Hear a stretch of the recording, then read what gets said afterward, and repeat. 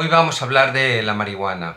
La marihuana, que en nuestro medio se conoce comúnmente como hachís o cannabis, es una sustancia psicoactiva que actúa a nivel cerebral en un receptor que ha sido llamado el receptor cannabinoide. La marihuana es una sustancia muy tóxica para el cerebro que provoca diversos cuadros psiquiátricos, entre los que figuran la crisis de ansiedad, la depresión, un aumento del riesgo de suicidio y, por supuesto, la psicosis. Vivimos en una sociedad muy indulgente con el consumo de esta sustancia y no somos conscientes de que el cannabis provoca un elevado riesgo de desarrollo de esquizofrenia, incrementando el riesgo hasta una tasa de por 5, multiplicando 5 veces su probabilidad si se compara con el grupo de no consumidores de cannabis. Por lo tanto, es un elemento determinante en la aparición de la esquizofrenia, que como sabemos es una psicosis crónica de difícil curación. Exponerse a este riesgo por una persona joven en el entorno de la adolescencia es un error grave y hay que señalarles que sean conscientes y que tengan una información exacta de lo que dice la ciencia respecto a este producto. Actualmente, en los últimos años, tenemos cada vez más precisión en cuanto a qué hace esta sustancia en el cerebro y recientemente han aparecido un par de estudios en los cuales sabemos que lo que sucede es un deterioro de la memoria de trabajo. Esto significa que se altera la percepción y se altera la capacidad de concentración y atención, con lo cual el rendimiento mental se reduce de manera ostensible. Esto da lugar a un deterioro en el funcionamiento sociolaboral que tarde o temprano repercute de manera muy peyorativa en el funcionamiento social de estos individuos. Vamos a ver el vídeo para obtener toda la El información. cannabis o marihuana es una sustancia ilegal de enorme difusión.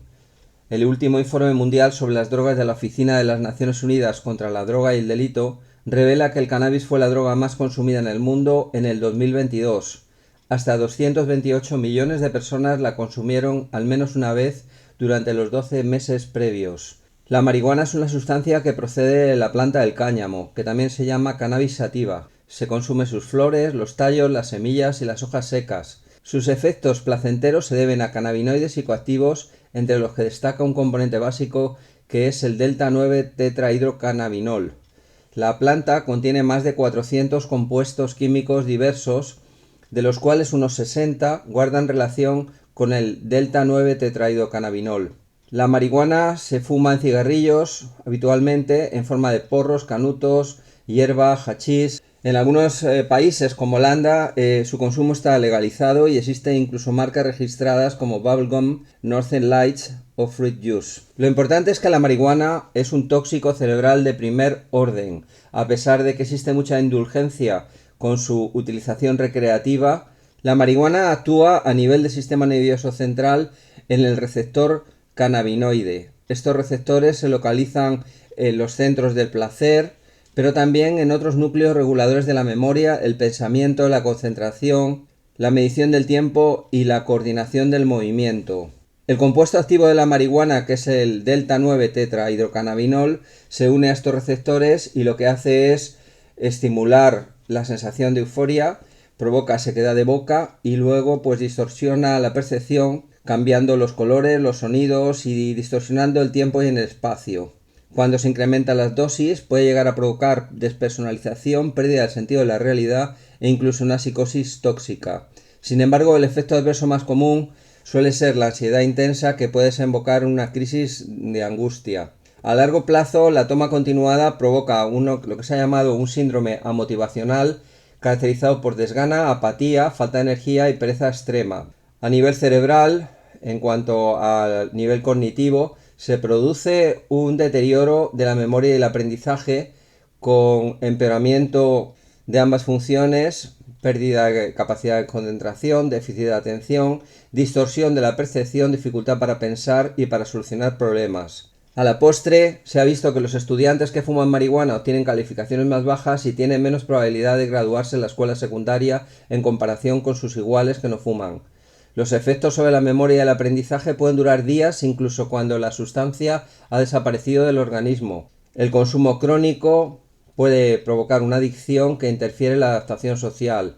Una vez que ésta se instaura, lo normal es que aparezca irritabilidad, insomnio y ansiedad. Sin embargo, de todo los efectos que provoca la marihuana, quizá el más importante es el tema de la psicosis. A partir del año 2007 se realizaron diversos estudios de investigación que demostraron que existe una correlación directa entre el consumo de marihuana y la aparición de psicosis tipo esquizofrenia. El riesgo de desarrollar una esquizofrenia para un consumidor de cannabis se multiplica por 5 en comparación con los no consumidores de marihuana. En el año 2007 se realizó un estudio por los profesores Philip McGeer y Zerrin Atakan que aportaron un trabajo con imágenes por resonancia magnética.